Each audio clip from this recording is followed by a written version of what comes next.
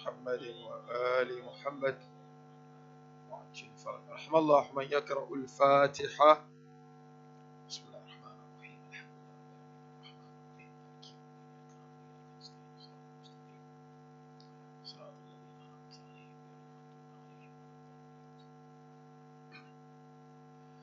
بسم الله الرحمن الرحيم.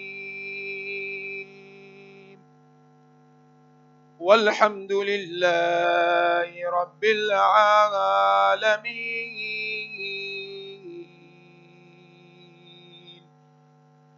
والصلاة والسلام على أشرف المرسلين،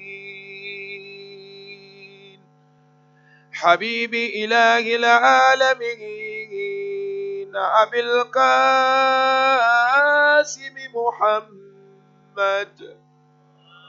اللهم صل على محمد وعلى محمد.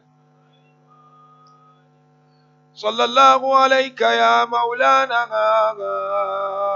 يا أبا عبد الله. صلى الله عليك يا ابن رسول الله.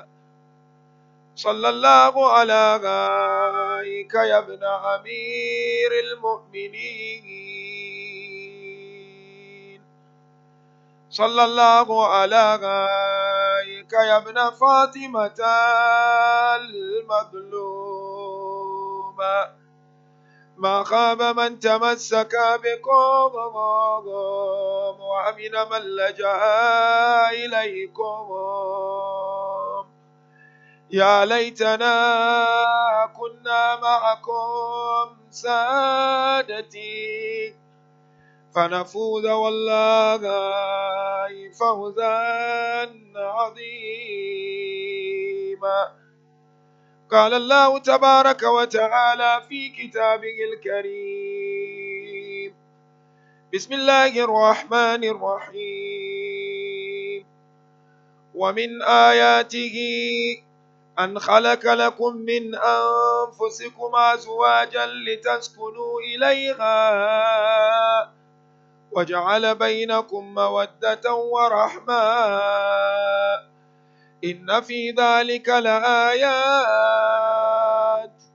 لقوم يتفكرون. آمنا بالله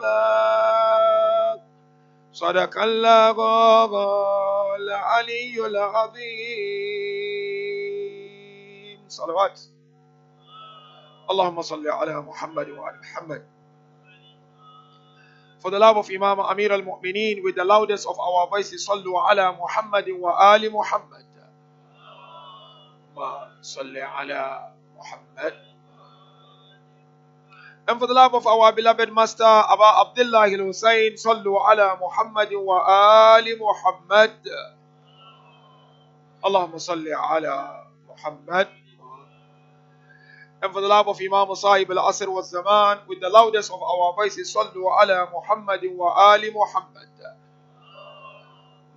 Salli ala Muhammad. عظم الله أجورنا وأجوركم بمصابنا بأبي عبد الله الحسين، وجعلنا الله وإياكم من الطالبين بثأره مع إمام المنصور المؤيد. Once again, we thank Allah subhanahu wa ta'ala for gracing us with tonight being the eve of the day of Ashura, the eve of the 10th day of Muharram. That is the moment each and every one of us has been waiting for, to practically demonstrate our love for the household of our beloved Prophet and to renew our allegiance with Aba Abdullah al-Husayn and his message. Mu'mineen and Mu'minat, if you recall very well, last night we looked at the topic of tackling the challenges of disintegration between the young and the old members of our communities. And we looked at the status of each and every component of our community, being that of the children, that of the youth, and that of our senior citizens. And I passionately invite one and all, young and old, to play our parts in trying our level best to overcome the challenge of disintegration that is apparent in all our communities wherever you go. Now, the ayah I've just quoted for tonight's discourse is Quran 30 verse 21. It's a very famous ayah. We often hear this verse being quoted when we attend programs where marriages are solemnized. It is Quran 30 verse 21, where Allah Tabarak wa Ta'ala mentioned, وَمِنْ آيَاتِهِ أَنْ خَلَقَ لَكُم مِّنْ أَنفُسِكُمْ أَزْوَاجًا لِتَسْكُنُوا إِلَيْهَا. Said amongst his signs, he created a mate from you, which we'll explain later. And then he went ahead to say, he put between you love and compassion. Then he said, in that, there are lessons for those who reflect and who ponder. Now, departing from this ayah of glorious Quran, our topic of tonight will be marital relationship and its impact on the upbringing of our children. And our examination of tonight will be of the following three stages. The first stage, we will look at the philosophy and the major aims and objectives of marriage within the religion of Islam. Some of us are married here. Some are looking forward to get married. What is the purpose of marriage in Islam? Why Islam emphasizes on the importance of getting married? Why? So when I talk of the purpose and the philosophy of marriage, I'm talking of those things that Islam expects us to achieve within our marriages. We do not achieve those things, it means our marriage has not reached that level of marriage which Allah Tabarak wa Ta'ala expects us to reach. So that will be the first stage of my examination. Second stage of the examination, we will look at some of the causes of frictions and challenges within our marriages. And the last stage of my examination, we will look at some possible solutions to those challenges. The aim, as usual, of tonight's discourse is to ensure that we work towards our marital relationship, that it becomes a means to fulfill half of our religion. And before I begin with this discourse, I want to indicate to a point. You know, whenever marriage is conducted within our communities, and especially those who get married, they often become so excited, so happy when the tradition of fulfilling half of a religion is quoted. But there is a point here we need to understand. When the Holy Prophet is being quoted to have said that whoever is married, half of his religion is fulfilled, it means potentially. It doesn't mean that the moment you are married is fulfilled. It means those challenges that are there to make it difficult for you to be religious, once you are married, half of them are curtailed. That is why, if you look at the tradition, Prophet continued to say, فَلْيَتَّكِ اللَّهَ فِي نِصْفِ الْآخَرِ or فِي نِصْفِ الْبَاقِ.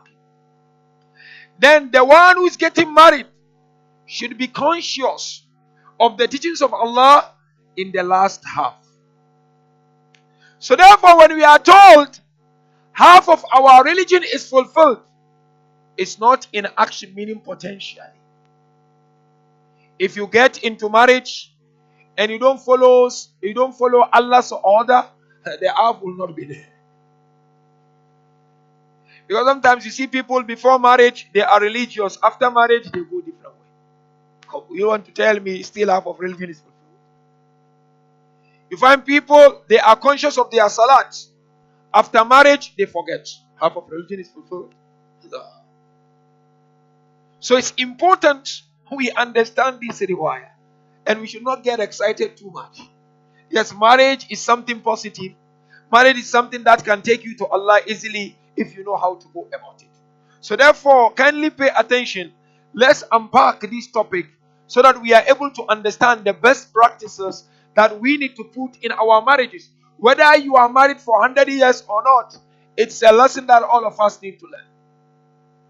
If you look at the camp of Abu Abdullah, there were husbands and wives there who went there and stood alongside Abu Abdullah.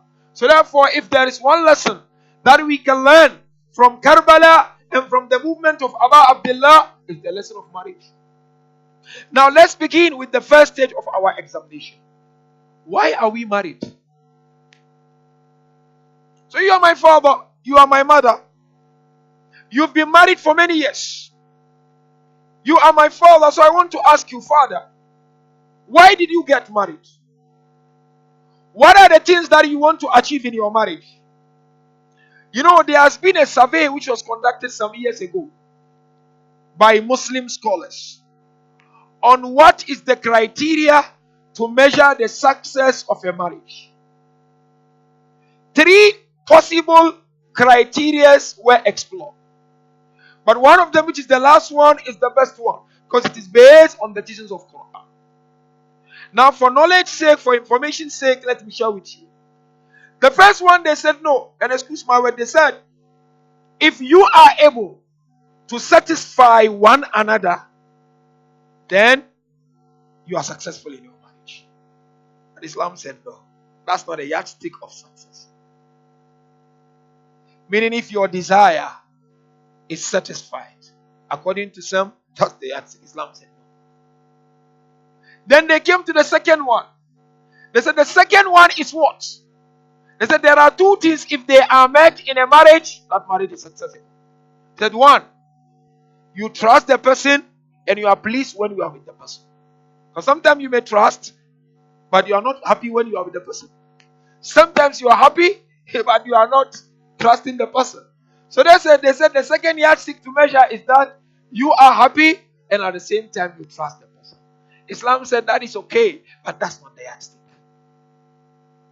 What is the yardstick? And my fathers, you are married for many years, you can go back and ask yourself. What's the yardstick to measure the success of marriage within the religion of Islam? The yardstick to measure the success of every marriage within the religion of Islam is for your marriage to become a model for others to inspire to get married for the sake of Allah. It's to build civilization that will love Allah and worship Allah. Hence, let us look at what Quran mentioned as philosophies of marriage. Number 1, the ayah I quoted, Quran 30 verse 21. Allah is saying, the first major philosophy of marriage is peace of mind. Sukoon. Allah, you are married, I'm married. Are you in peace? Or you are not in peace? I always mention this when I give marriage lectures. Allah, there are people, men, when they knock off from work, they don't go home. Allah, you ask them why? They say, no, I want by the time I go, she's fast asleep. Because I don't want trouble. And the same thing, you visit, the lady said, Haji is not back. He said, Allah, I pray by the time he comes back, I'm sleeping. You see, there are people, they are in marriage, they are just forcing it. They are not happy. They say, no, for the sake of children, let's hang on. No, for the sake of our name in the community, let's hang on. Islam says, The first philosophy of marriage is sukun. Hence Allah said, لِتَسْكُنُوا إِلَيْهَا. So that you dwell in them. You obtain tranquility through them. One other way to obtain tranquility is what? Is salah. Is zikr of Allah. So Allah tabaraka wa ta'ala is telling us in Quran, through your marriage, you can obtain peace. So if I'm married and there is no peace in my marriage, then there is something wrong in your marriage. Believe in your honors. Number 2 philosophy of a marriage in Islam is for your marriage to lead you to Allah. It's for your wife to become a means of proximity to Allah, and your husband become means of proximity to Allah. Wallah, you check our community. The more people get married, the more they stay away from the center. You tell him, my son, I'm busy now, I'm married. Quran is telling us, وَمِنَ آيَاتِهِ, among the signs of knowing Allah is marriage. And as they said in theology, there are 2 ways of knowing Allah. Either within yourself or outside. Marriage is knowing Allah within oneself.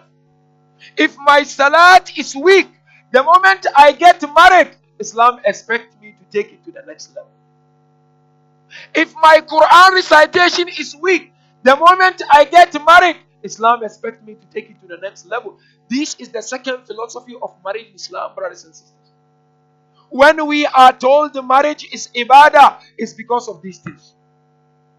It's not that after getting married, you sitting there, the Maulana sitting there, and before he contract, he said, Ala kitabillah wa sunnat rasul.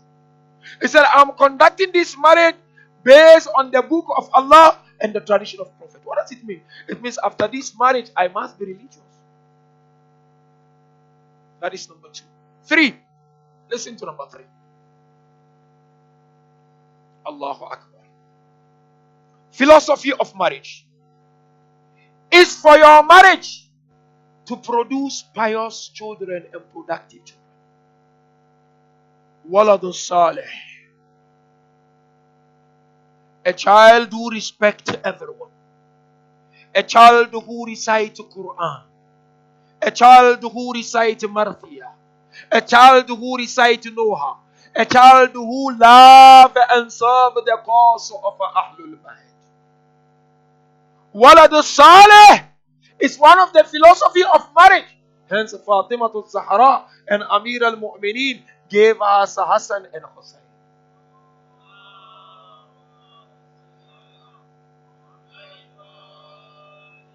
It's the philosophy of marriage in Islam. That our marriage should help us achieve that. But if as Muslims and as Shias, our marriages cannot take us there, then we have a long way to go. So therefore, everybody think about it. It's not too late to work on your marriages and to work on your children. And those of you who are yearning to get married, let these philosophies start and get somewhere into your mind. Now, how do you achieve that? Before we go to the second stage of my examination, is how you enter into marriage. You don't enter into marriage anyhow. Islam provided us with guidelines on how to enter into marriages. And this should serve as an advice for our parents and for the young brothers and sisters who are aspiring to get married. Islam provided us with a criteria. Criteria of getting married is not money. Criteria of getting married is not beauty. The criteria is akhlaq and the love of Allah. When it comes to a boy, I quoted that tradition last night, where our beloved Imam taught us, oh fathers and mothers, when a young boy comes to you, asking for the hand of your daughters in marriage, if you trust his akhlaq and his religion, give him the daughter for marriage. Prophet said, if you refuse to do that, there will be corruption and problems in the community. So therefore, I know some of our fathers and mothers are very difficult. It's either their way or the highway. They make it difficult for their children. And sometimes by the reason is not religion and akhlaq.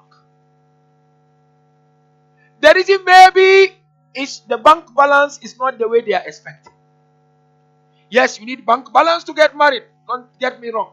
But that should not be the criteria only. You need to be able to provide before you get married according to Islam. Because Prophet called all the youth. He said, Ya ma'ashar al-shabab, man istata'a minkum al-ba'a falyatazawwad. Said, oh, the gathering of the youth.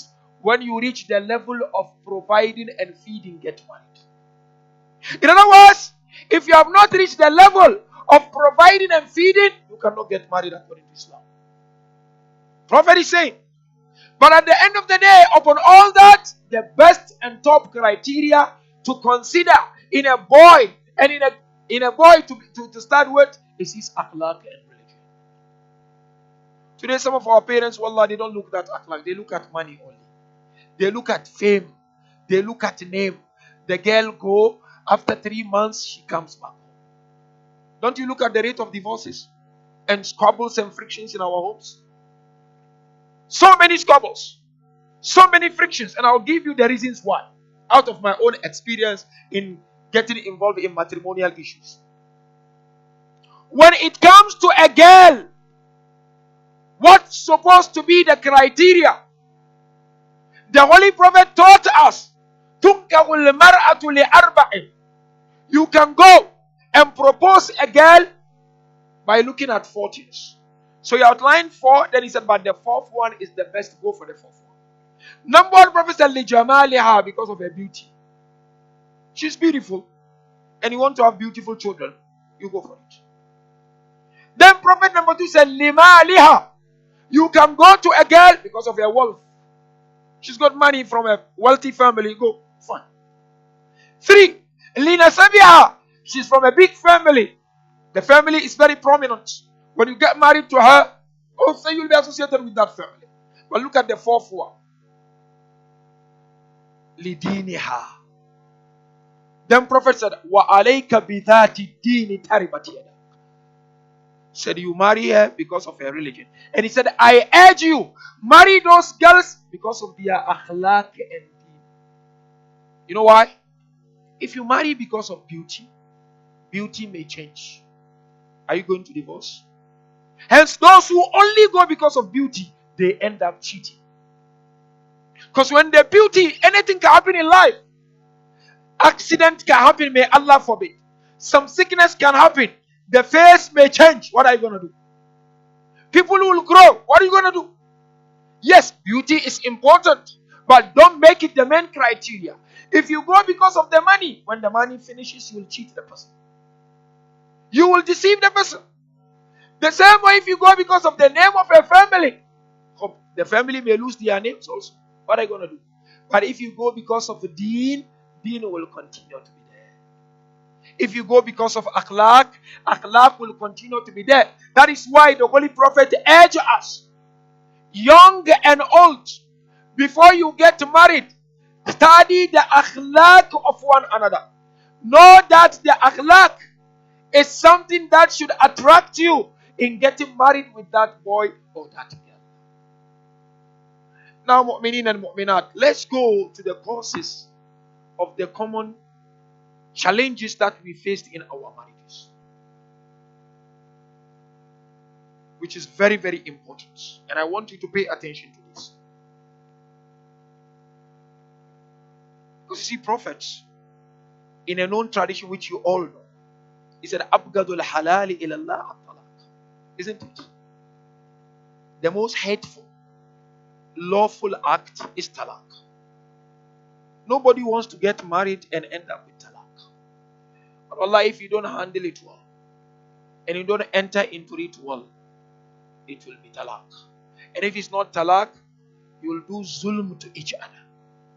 And if there is one injustice, that there will be no means to stop you from getting punished for it, is injustice towards wife or husband. Islam is very severe about that. How you treat each other. So let us look at the first one. The first one goes to all the youngsters, both boys and girls, who are aspiring to get married. What are the challenges that they face? And sometimes, wallah, this challenge causes the marriage. Most of them before they enter marriage, they are not matured. They are not to that level of responsibility. And anyone who enter into marriage while he or she are not at the level of responsibility, there may be problems in that marriage. Marriage is about responsibility. Marriage is not about I love you, you love me, then let's get married. Marriage is not about I want to quench my desire, you want to quench your desire, let's get married. Marriage is about responsibility. So young and old, especially the young ones, one of the biggest challenges we face today is that the young ones, they enter marriages without any experience, without any level of responsibility. Hence, Islam encourages fathers and mothers from time to time to teach their children on how to become a mother and how to become a father. That is very, very important. And on the levels of our communities, we need to have what is called matrimonial community, where we organize premarital counseling, during marriage counseling, and post-marital counseling. Every community must have this. Because if we truly want to be successful, it will come from our marriages. And our beloved Imam Husayn al-Abidin, salawatullahi wa salamuhu alayhi. Allahumma salli ala Muhammad wa ala Muhammad. Imam Nabin taught us that the right of a child or a boy or a girl on the shoulder of their parents is to do what? Is to guide them and build them to make them some personalities. So that is number one, whereby there are so many challenges. People get into marriage excited. After 4-5 months, no responsibility. Everybody is playing childish. And marriage is not about that. Marriage is heavy responsibility. So therefore, I urge our communities, I urge our parents, educate your children, sit with them, advise them, share your experience with them, so that the moment they enter into marital relationship, they find it easy and they find the best way to go about it. That's number one. 2, causes of frictions. Working couples. We have to work. We have to make money. We cannot live without working, isn't it? But wallah, if both of them work at the same time, it costs the money. They both work early morning, all of them go out. At night, they all come back same time. When will they have time for their marriages? Well, one of the causes of divorce today is that both of them are working same hours. No one comes earlier than the other. When do you have time to discuss about your marriages? And the cause, in fact, this work, where both of them work, if children are involved, it affects the children. And number 2, it takes away the love they have for one another. Because they don't have time to talk. Hence, Islam advises us, if you are working mother and you are working father, you must find a balance. Otherwise, your marriages will suffer. I'll give you an example. Some people got divorced some time ago. So the one who was conducting the divorce sat with them. He looked at the boy, he looked at the girl. He said, why are you divorced? He said, wallah, we don't know. So, but then don't divorce. He said, no. We don't feel attracted to one another. So the Mulana asked, why? He said, look, ever since we got married, we've been working. We've been making money here. By the time I got back home, I'm late. He will either bring the takeaway or I would bring the takeaway. Sheikh, we never had time to sit and talk. We were all busy. So now I find my work as a friend and he found his work as a friend. There is no time. So wallah, be careful. If you are managing and children are involved, they suffer. They suffer big time. And this is a reality. I'm talking to you, brothers and sisters. We need to build a community that the Imam of our time will be proud of. Don't make your work enemy to your family relationship. Don't make your work enemy to your children. Try to strike a balance. the time you spend with your wife and the time you spend with your husband, each and every minute, Islam regards it as a status in Jannah al-Firdaus. And that is why the Holy Prophet of Islam made it very clear. Every step you make towards ensuring that your marriage works for better, you get reward from Allah subhanahu wa ta'ala. So therefore, mark it. The second possible cause is what? When both of them are working very hard, we have to work. There is no choice. We have to work. But we need to make sure that the way we work, our relationship will not suffer. That's number 2. Number 3, outside interference. Third force interference in our marriages. Sometimes you find mother-in-law interfere big time. Sometimes father-in-law interfere big time. Sometimes you have friends who interfere. Allah, with third force interference, your marriage will not survive. If you are married, especially the young ones, small thing, you take a phone, you call your mother. Small thing, you take a phone, you call your father. Small thing, you telephone, you call third party. Marriage will not last. Hence, we said marriage is about maturity and responsibility. Yes, Islam allow our parents or elderly person to monitor, but not to interfere. Because the Holy Prophet monitored Amir al-Mu'mineen and Bibi Fatima. Salli ala Muhammad. And of course, you know how he monitored. Where he went to Amir al-Mu'mineen and he asked him, how did you find your wife? What did Amir al-Mu'mineen say? Ni'ma la'awni ala ta'a. Blessing of Allah be on an assistant to be more obedient to Allah. Yani Fatima to Zahra was an assistant for Amir al-Mu'mineen to be more obedient to Allah subhanahu wa ta'ala. Rasulullah then asked Fatima to Zahra, how is your husband? He said, Wallah, husnul taba'ul. This is the best of a person that I've ever had in my life.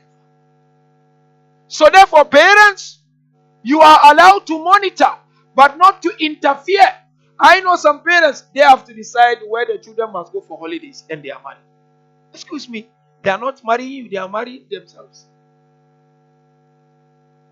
And this interference is causing problems. I know some of us, when we get married, we get madly in love, so everybody can interfere. By the time you realize, you drown. So therefore, let's be careful.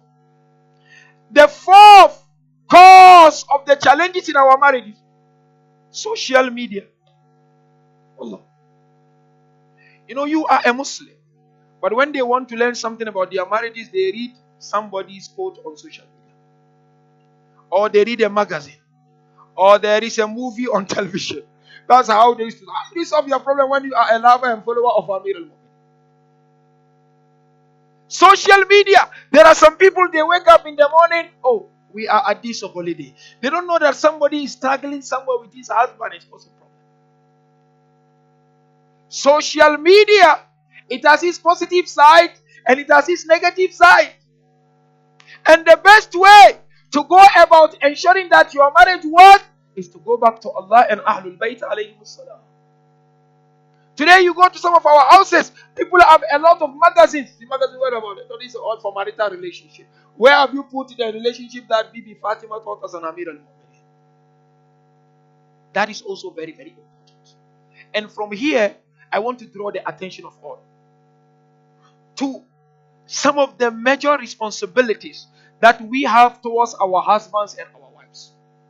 This is a very, very important. You see, Islam, when it talks about the right of a wife or the right of a husband, Islam divides it into 3. There is right exclusively for wife, right exclusively for husband, and common right between the two of them. You all know very well. This I'm just reminding you, especially the men. We must understand this. And women, you need to realize this also. That the first right of a woman over her husband is nafaka. He must provide. This working 50-50 is not Islamic. If a woman say, I will put, that's excellent.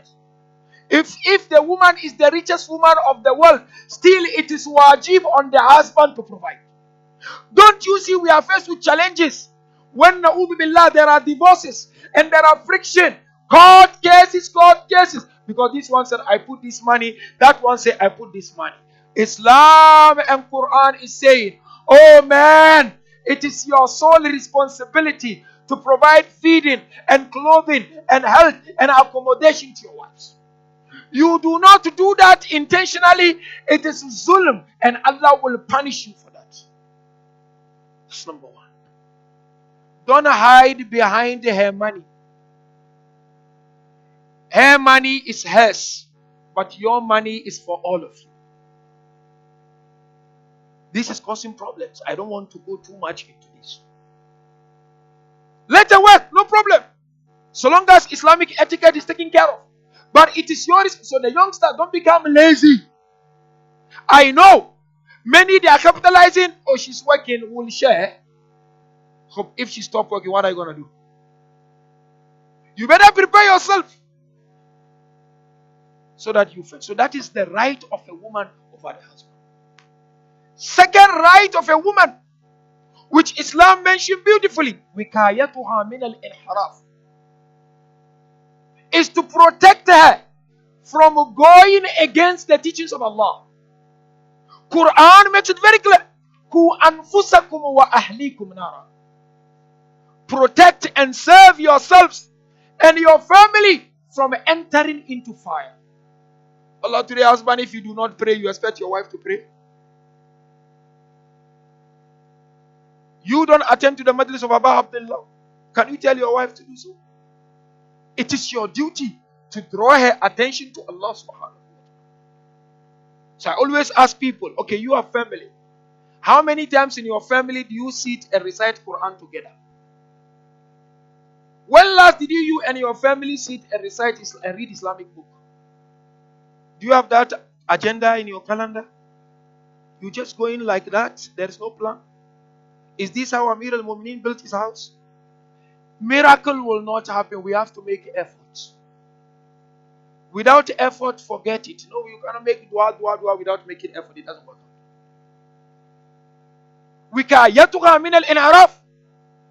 You have to make sure you protect her from indulging into sin. But Allah, where are those husbands? When their wives go out without hijab, they smile. They are happy. When the woman is trying to put hijab, say, no, you look ugly. Don't put hijab. Achi. Is that Islam of Muhammadi and Fatimi and Hassani and Husayni and Alawi? It's your duty. That is why Islam says, the first night your wife is brought to you, the first thing to ask her is that, have you performed your salat of the day? Because she was busy during that day. Mendo, whatever. So ask her, have you performed your salat? Number 3 responsibility that you have towards your wife, which men don't like. The way you expect your wife to look presentable, you must also look presentable. You know, they found our 5th Imam dressed nicely. So somebody asked him, why are you going somewhere dressed nicely? He said, no, dressing nicely for your family increase in their efforts. When you dress nicely to your family, it increase in their protection. So therefore, Imam Jafar mentioned, the way you expect your wives to look beautiful to you, you must also look handsome and presentable. It's also responsibilities. Now, same way Islam invite women to say, women, your husbands have a right over you. What is the first right that has, which sometimes our women don't like it? But Islam has wisdom on it. What does Islam say? He said, don't go out without the permission. He said, no, what? Yes, Islam is not saying that you husband, you also go wherever you want to go without telling your wife. It's not like that. You have to understand the context. When Islam says a woman, don't go out without your husband, say, husband, make sure wherever your wife is, you protect her. You have to protect her. And number 2 responsibility of a woman towards her husband is what? Is to do amr bil ma'ruf to the husband and nahi anil munkar. Because the husband can easily get influenced. So the same way Islam said protect the wife, Islam is also telling protect her is deen. If he doesn't pray, ask him. If he doesn't recite his Quran, ask him. Don't just keep quiet and go like that. Allah, one will either take you to Jannah or take you to hell. That is your responsibility as a woman to do that. And the last one is common responsibilities we have.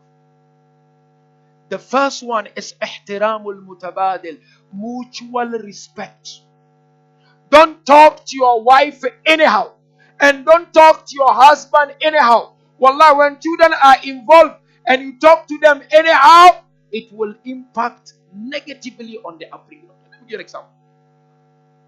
According to Islam, mu'minin and mu'minat, a house where there is friction between husband and wife. You know what is friction?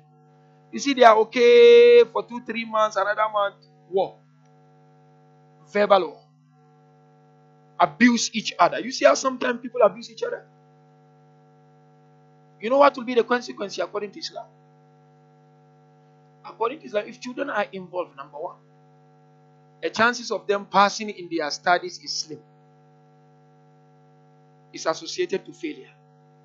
Any house where there is friction between the husband and wife, and they do it openly in front of children, they may not be that successful. It will haunt them.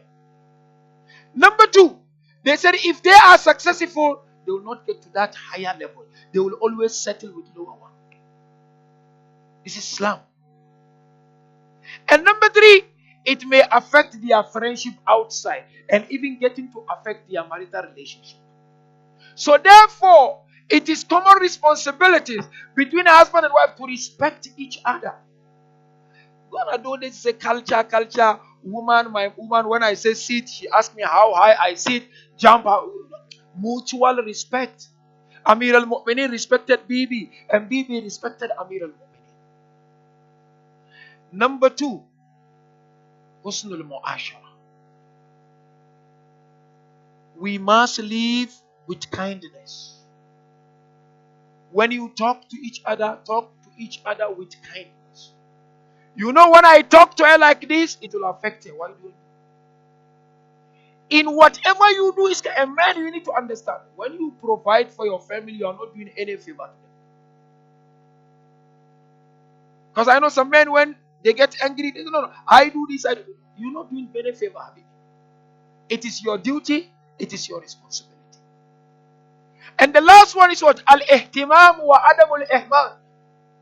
It is the duty of each other to pay attention to one another's feeling and not ignore.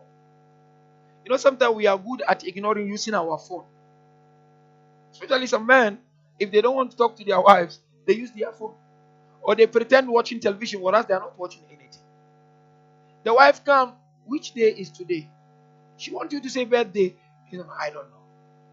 Which day? No, I don't know. What are you talking about? And he knows. Islam said, pay attention, don't ignore. It refreshes the marriage. And lastly, there is a point I want to indicate here, then we're done.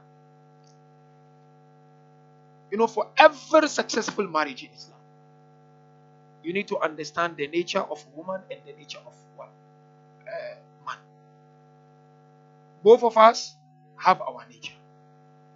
If you understand the nature of each other, life becomes very easy. Allah. And every day, the marriage will be like the day of your wedding.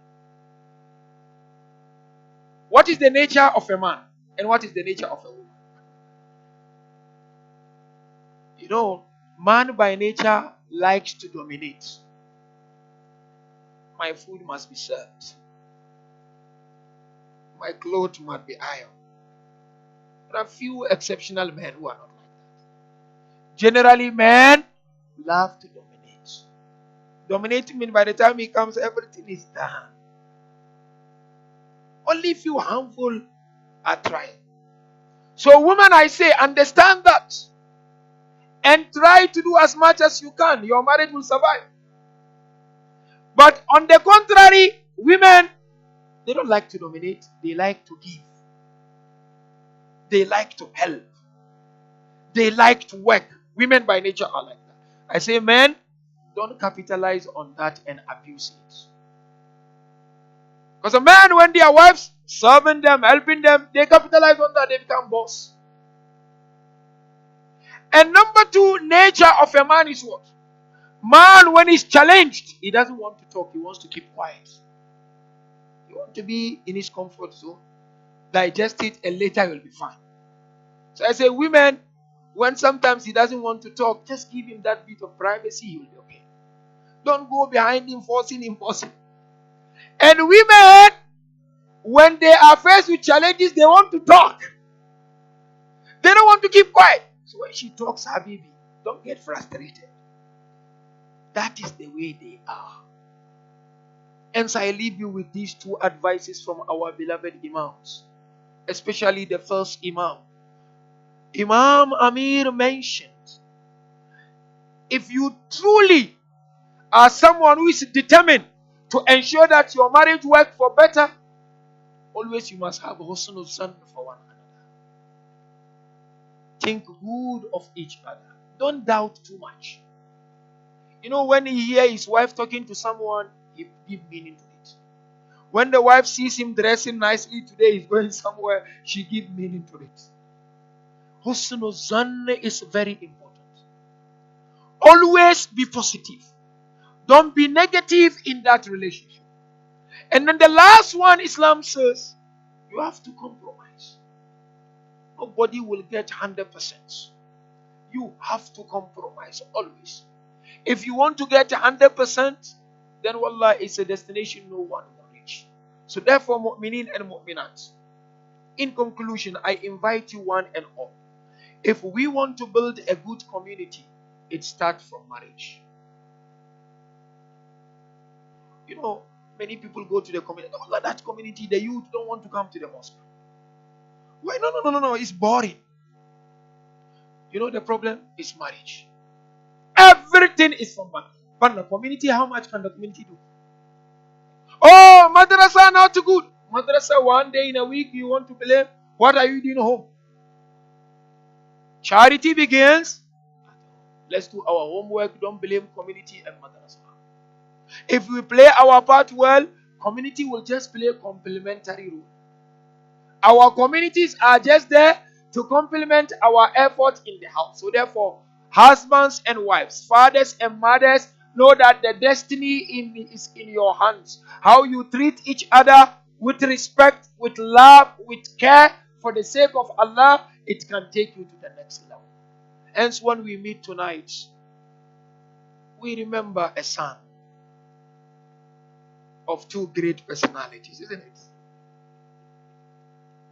We remember Ali al-Asghar.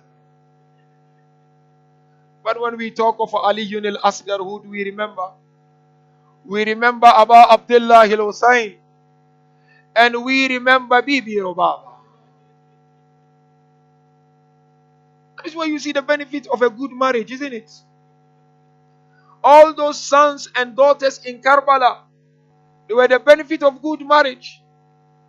Now, mu'mineen and mu'minat, open your hearts. Let's enter into the masa'ib of tonight. You know, Allama Iqbal beautifully narrates and mentions. You know what Allama Iqbal said? He said there are similarities between Husayn alayhi salam and Ismail alayhi salam. You know what Allama Iqbal said? He said Ismail helped his father to build the Kaaba, but Husayn helped to protect the dignity of Kaaba. Allama Iqbal said Ismail is the embodiment of the love of Allah because he was willing to sacrifice himself. He said Husayn is also the embodiment of the love of Allah, not only willing to sacrifice himself, but he was willing to sacrifice his children. Allahu Akbar. And that is why if you reach us, that can mention that. If Husayn had gone out for worldly matters, I do not understand why then he took his children with him. He said a person would only take his children if his aim is to please Almighty God. But now look at Ismail alayhi salam. When Prophet Ibrahim met Ismail to implement the command of Quran, Ismail requested three things from his father. The first thing Ismail said, Father, I want you to tie my both hands and my both legs. The father asked Ismail, why? He said, so that you do not see me move when you slaughter me. Then Ismail said, Father, my second request is what? I want you to cover my face. He said, why do you want me to cover your face? So that you do not sympathize when you see my face while slaughtering me. Then Ismail said to the father, oh my father, when you are done slaughtering me, take my clothes back to my mother. Ismail asked him why. He said, because I know it will kill my mom to know that I'm gone.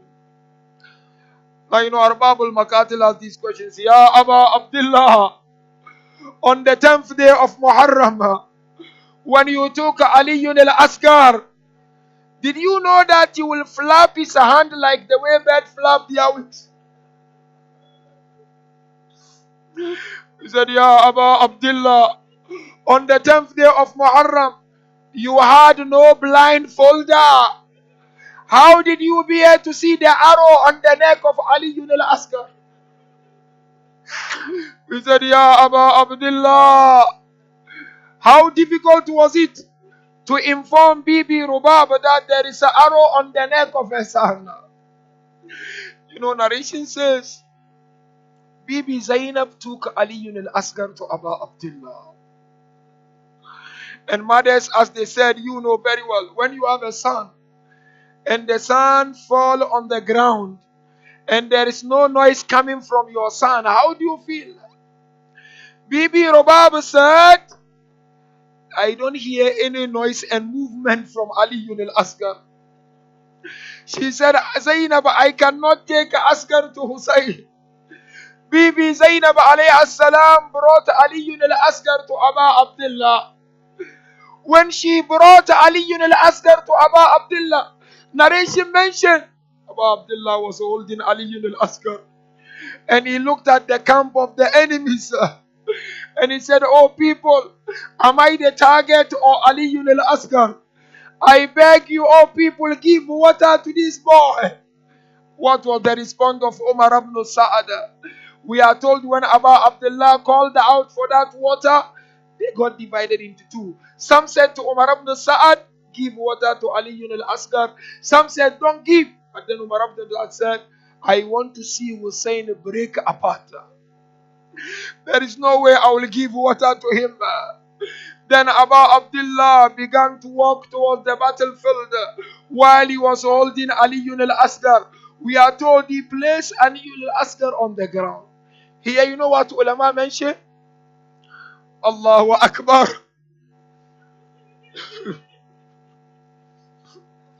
When Hajara and Ibrahim placed Ismail on the ground, when he began to scroll the hand, water of Zamzam came out. But when Aba Abdullah placed Ali al-Asghar, there was no water coming forth. Aba Abdullah placed him on the ground, and he looked at the enemies. He said, I beg you, there is no movement from this boy. I need water for this boy. There was painful quietness. They did not respond. Aba Abdullah for the third time walked towards the body of Ali al-Asghar. We are told he picked him again and he placed him on his chest.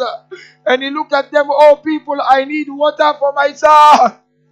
We are told there was painful quietness.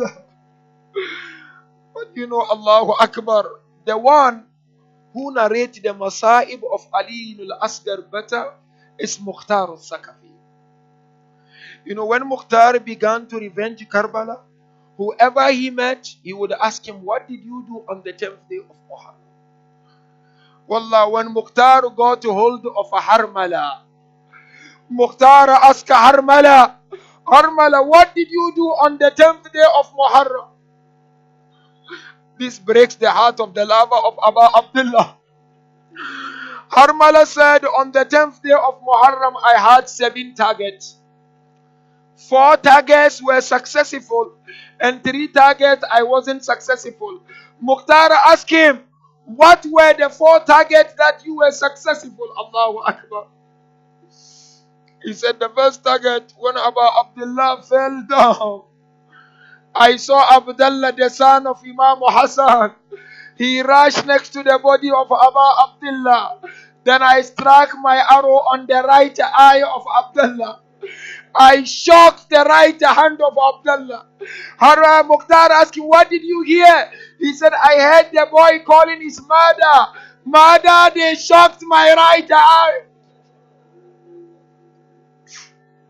But look at the second one. It will break the heart of the lovers of Abul Fadl al-Abbas. Mukhtar asked Harmala, what was your second successful target? He said, Wallah, my second successful target, I realized that Abbas was struggling. No right hand, no left hand. And I saw the flag lying somewhere. When Abbas was falling down, I struck my arrow on the right eye of Abbas.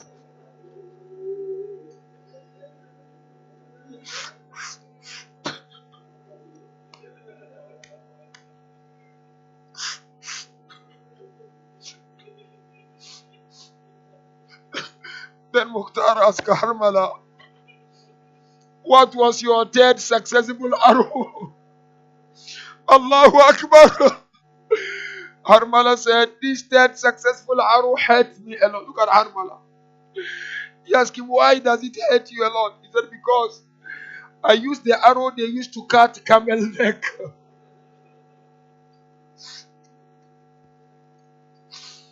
He said, why is so hurtful to you? He said, I saw Husayn was holding Asghar. And Husayn was pleading for water. And Husayn was raising the sun up and down. Harmala said, I struck my arrow on the neck of Ali al-Asghar. Mukhtar asked Harmala, what did you see when you struck the arrow? He said, I saw nothing but blood in the hand of Husayn. That is why we are told with the sacrifice of Asghar, Abu Abdullah kept the message of Ibrahim alive. But before we end this musibah, Mukhtar asked Harmala, what was your fourth successful arrow, which we'll discuss tomorrow? He said, Wallah, my fourth successful arrow was direct to the chest of Abu Abdullah. You know what they did to Abu Abdullah, isn't it? The first one struck, the arrow went past the forehead of Abu Abdullah. When Abu Abdullah was trying to remove the arrow from the forehead, another arrow came on the chest of Abu Abdullah.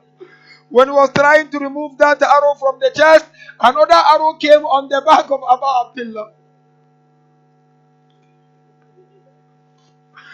That is why on Shami Gariba, Bibi Zainab was looking for Bibi Rabab. Bibi Rabab was nowhere to be found. But all of a sudden she was found by Hamid ibn Muslim.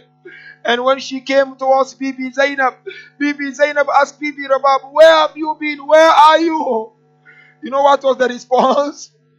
She said, Zainab, maybe I'm not a good mother.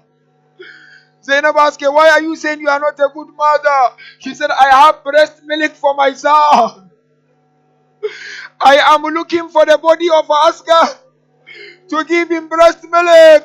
Zainab said, how? They said they denied us water, but they gave us water now. I leave you with this line. That is why we are told when they came back for Arba'in, Bibi Rabab went to the grave of Abu Abdullah. As you know, Ali al-Asghar was buried on the chest of Abu Abdullah, as we mentioned. She said, oh sand, oh soil of Karbala, don't sting the body of Ali al-Asghar.